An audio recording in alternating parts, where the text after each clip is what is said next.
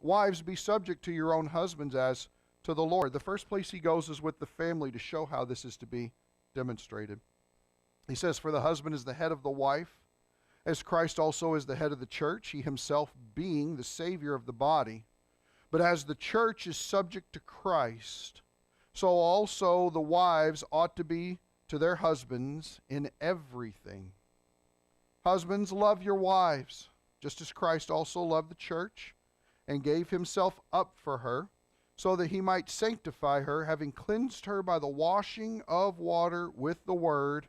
And remember, this is the focal point of this entire section that we need to pay attention to. That he might present to himself the church in all her glory, having no spot or wrinkle or any such thing. The idea is preparation for a presentation that is going to happen in the future, but that she would be holy and blameless. So husbands ought also to love their own wives as their own bodies.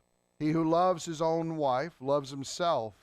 For no one ever hated his own flesh, but nourishes and cherishes it, just as Christ also does the church, because we are members of his body.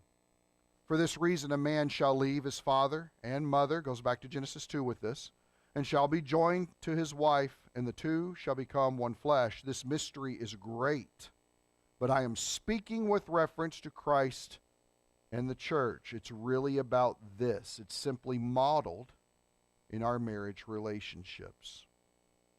But it's this.